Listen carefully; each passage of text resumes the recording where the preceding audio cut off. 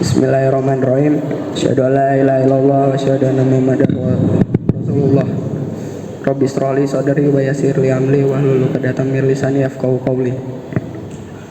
Hormat serta salam pada guru-guru yang saya hormati dan teman-teman yang saya banggakan. Perkenalkan, nama saya Nevin Jeffrey Areta. Dan pada kesempatan kali ini saya akan menjadi MC atau main of ceremony pada acara hari ini. Dan sekarang saya dengan teman dan salah satu teman baik saya, yaitu Rea Novalaniza, akan mengisi dan memulai memulai pagi hari yang indah dan istimewa ini dengan acara bedah buku. Sebelum itu saya ingin bertanya nih, teman-teman pasti nggak asing lah ya sama Terelie. Bohong. Di bedah mah. Ya, penulis yang sama yang menulis buku Hujan yang dibedah oleh Moreno. Beliau adalah penulis novel yang namanya cukup terkenal di kalangan pecinta novel. Beliau memulai debut penulisan pada tahun 2005 melalui novel yang berjudul Hafalan Sholat Belisa yang udah diadaptasi menjadi sebuah film. Walau sebagian dari kita nggak tahu film tersebut gitu. Dan teman-teman tahu nggak kalau Terelia nggak punya latar belakang pendidikan sastra, bahasa atau menulis sekalipun. Nah, ya. Melainkan beliau itu seorang lulusan akuntansi dari UI dan memulai karirnya di sebuah perusahaan akuntansi. Tapi keindahan karyanya nggak bisa dipungkiri, soalnya beliau udah merilis lebih dari 50 buku sepanjang karirnya dan berbagai judul dan genre. Contoh judulnya ada Bulan, Bumi, Matahari, Hujan yang dibedah oleh Moreno, dan Pulang yang akan dibedah oleh Reha Noval. Terus ada juga cerita-cerita motivasi tuh, contohnya si anak kuat, si anak berani, si anak pintar. Terus masih banyak dah, masih banyak lagi. Nah, pada kesempatan kali ini teman saya Rehan akan membedah salah satu buku bergenre action yang berjudul Pulang. Pada Rehan dipersilakan.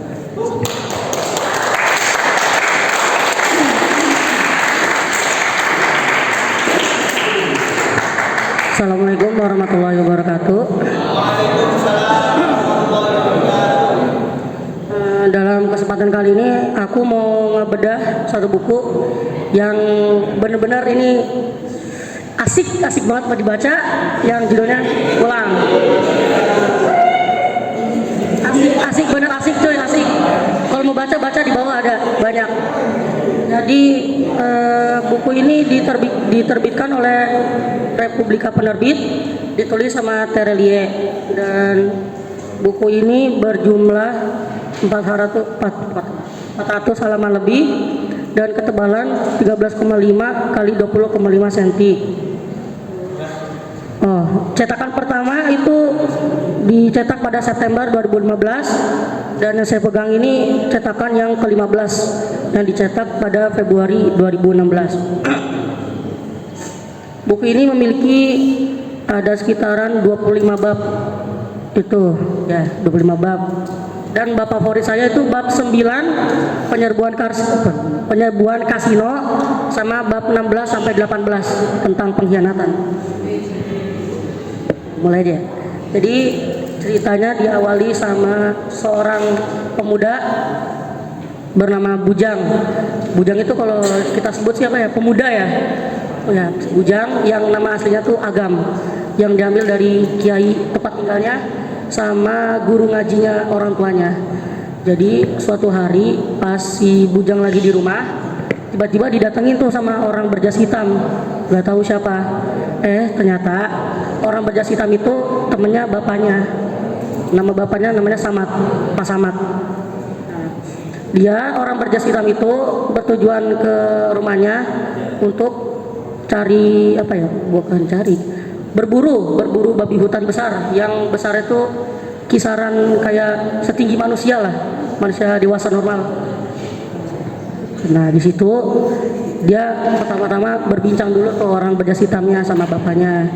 Nah, setelah berbincang, si orang berjas hitamnya itu mau masuk ke hutan dan mengajak si bujang untuk masuk ke hutan bareng buat berburu gitu. Tapi saat mau diajak, gak dibolehin sama orang tua perempuannya, ibunya, karena apa sih itu? Emaknya itu trauma gara-gara bapaknya pernah kena kejadian itu sampai bapaknya lumpuh kakinya satu gara-gara ngikut itu orang berjas hitam tadi. Nah, tapi gara-gara bujukan bapaknya akhirnya dibolehkan lah dengan ya rasa sedih melepas anak satu-satunya untuk berburu. Dan itulah pertama kalinya si Agam mencoba untuk bertarung gitu, kayak dibiarkan lah keluar. Habis dari itu udahlah tuh ketahuan ternyata Agam terluka berat gara-gara pertarungan lawan babi hutan tadi. Nah, emaknya sedih, kecewa, kirainnya bakal baik-baik aja. Ternyata Agam itu bener-bener bertarung serius gitu. Kirain bakal nonton, kayak cuma lemparin batu, lemparin kayu doang paling. Ternyata dia bener-bener sampai ditendang sih, diseruduk sama babi hutan itu sampai mental, sampai ke pohon, bener-bener. Nah, setelah itu berbincang lagi lah. Nah, setelah berbincang lagi, si orang berjas hitam itu akhirnya mau pulang. Tapi sebelum pulang, bapaknya menitipkan Agam atau si bujang ini kepada orang berjas hitam itu, atau bisa kita sebut Tauke Muda. Tauke Muda itu pemimpinnya. Nah, kan dia dititipin tuh, kayak disuruh adopsi aja, biar si Agam itu nggak kayak terpaku sama hidupnya sekarang pedalaman, dia kan tinggal di pedalaman gitu. Nah, tapi sekali lagi ibunya nggak mau anak satu-satunya itu pergi, apalagi kan tadi berburu aja nggak mau. Ini sekarang pindah keluar kota gitu kan, ke kota jauh, Rio. Terus ya lagi-lagi dibujuk sama bapaknya dan akhirnya dilepas lagi buat sekarang itu benar-benar keluar kota lah, sampai benar-benar hidup sendiri, nggak sendiri sih, diadopsi. Tapi ibunya tuh punya satu syarat, yaitu dia harus menjauhi hal-hal haram, kayak misalnya mabok, makan babi, makan anjing gitu, ya begitu-gitulah. Ya tapi nah habisnya setelah itu ya udahlah, gara-gara biarlah lepas aja lah anaknya, udahlah ya dengan berat hati juga ibunya akhirnya Agam sama Tauke Muda akhirnya ya, berangkatlah keluar kota. Dan dari peristiwa itulah cikal bakal seorang bujang menjadi seorang bos organisasi yang disebut keluarga Tong yang dipimpin oleh Tauke Muda.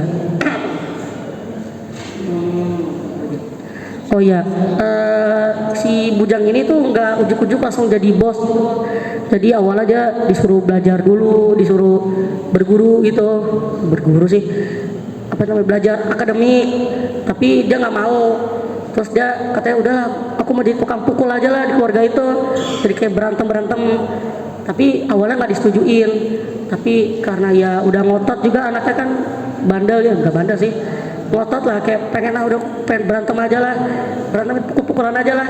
Ya udah, jadi ya udahlah kita kasih aja lah itu anak buat ikut organisasi ikut kerja kerasnya lah. Nah, jadi selama tukang pukul tuh dia ada banyak banget misi-misinya. Nah, salah satunya itu misi yang ada di bab 9, yaitu penyerbuan kasino. Mau pada dengar gak? Mau? Oke, asik nih pada mau dengar. Jadi latar belakang si bujang mau nyerbu kasino itu gara-gara sebelumnya tuh kayak ada pertemuan kelompok gitu. Kayak kan ini keluarga Tong, jadi ada beberapa keluarga disatuin gitu, dipimpin sama satu orang namanya Master Dragon. Nah, di dalam pertemuan itu ada satu keluarga namanya keluarga Lin, dia itu kayak songong gitu sama keluarga Tong, soalnya dia kayak musuh bebuyutan. Nah, waktu itu bujang yang ikut pertemuan gitu, gantiin Tauke Muda. Nah, di situ kayak apa sih, dipanas-panasin lah, kayak ngatain Tauke Muda kayak alah udah tua lah, udah nggak bisa apa-apa gitu. Nah, gara-gara itu si bujang marah langsung udahlah kita balas lah dia, langsung aja kita serbu kasinonya. Nah kasinonya itu ada di Makau. Makau itu mana sih ya? Makau, oh Hongkong ya, kayak di Hongkong. Jadi awal-awalnya tuh dia ada 4 orang, yaitu Bujang, White itu marinir Amerika yang jadi anggota keluarga Tong, terus Yuki Kiko kembar. Nah, ya Yuki Kiko. Jadi dia awalnya tuh nggak dikasih tahu mau nyerbu gitu, jadi kayak nyamar gitu. Si Yuki Kiko nyamar di bawah kayak cuma jadi pelanggan kasino, terus White gini dia jadi pelayan. Maunya ya marinir jadi pelayan ya. Nah, dia masuk kan dipanggil sama Pak Kepala keluarga Tong tuh. Nah, di situ dia berbincang-bincang tuh. Nah, di kala berbincang-bincang dikatain lagi kan, wah dipanas-panasin lagi. Nah, di sini pemuncaknya di sini. Nah, gara-gara dipanas-panasin itu, wah udah geram, langsung dia keluarin sebuah kartu. Nah, kartu ini tuh bukan sembarang kartu.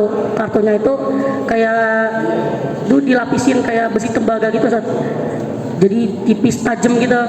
Nah, dengan keahlian Shuriken itu, gara-gara waktu itu sempat itu apa namanya?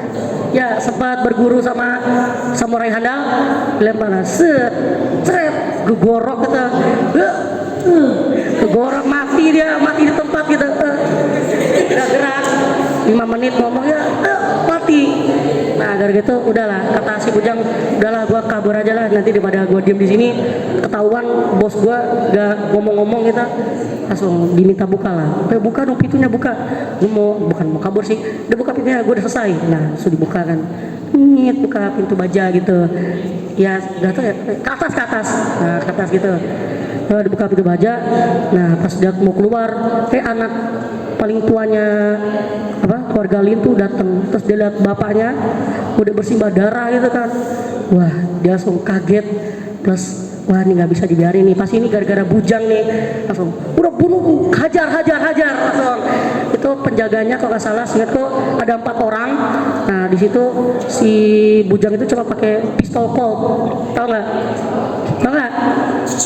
Nah, nggak tahu sih bisa. Ya revolver lah, bisa bilang revolver.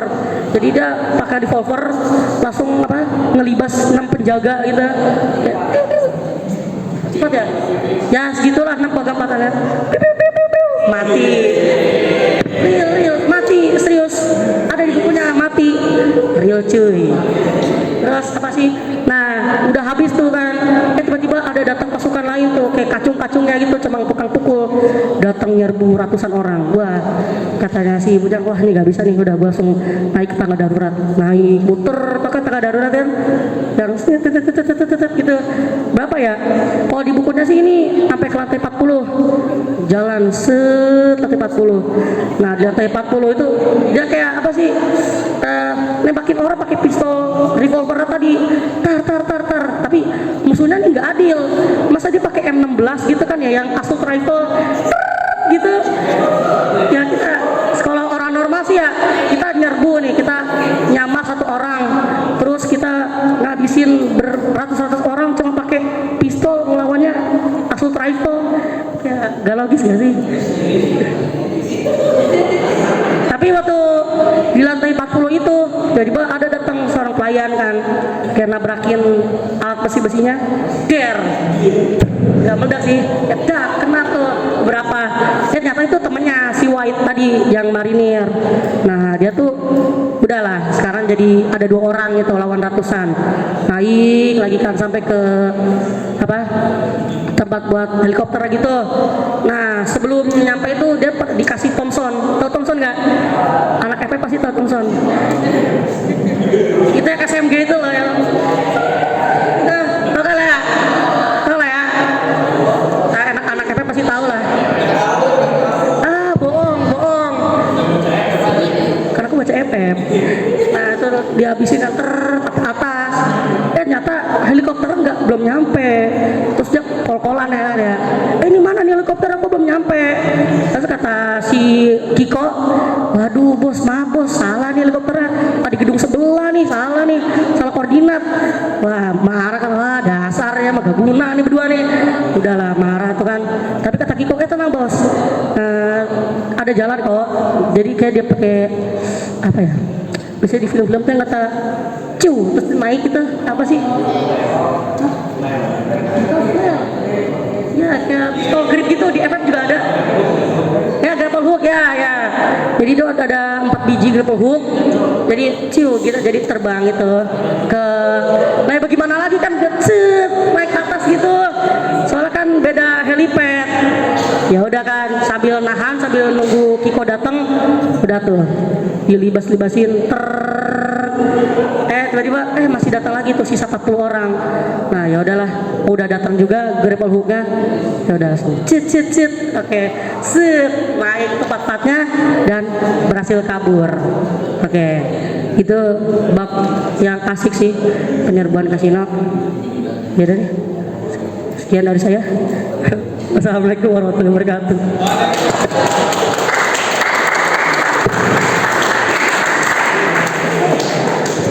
Ini ceritanya menarik banget sih buat dibaca.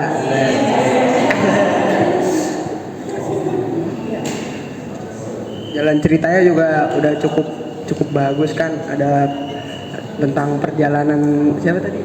Tentang perjalanan si Bujang. Terus banyak adegan action. Berarti ini bergenre action ya. Nah sebelum kita akhiri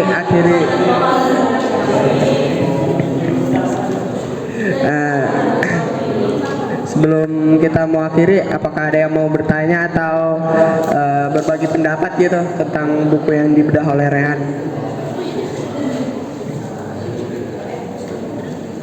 Ada mana ya kak? Ayo lo 1 G minimal. Iya. Kosong banget. Ditunjuk nih Moreno.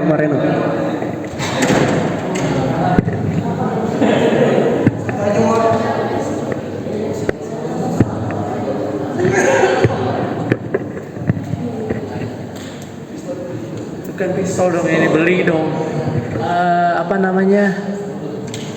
Kan ini judulnya itu kan apa? Pulang ya. Nah, berarti kan nextnya ada pergi kan? Nah itu ada nextnya lagi nggak Bu? Ada kan? Pulang pergi. Ada. Berarti PP. PP berapa? Ya, sekian terima kasih. Lagi? Ini pulang. Apa sih? Nggak tahu. Gak buku soalnya. Pesan moralnya apa dari sini? Pesan moralnya apa nih Bang Rehan? Tuh paling aku bisa kasih pesan moral. Apa ya? Kan di sini kayak ada pengkhianatan gitu kan ya. Jadi dilakuin sama teman baiknya si Bujang tuh.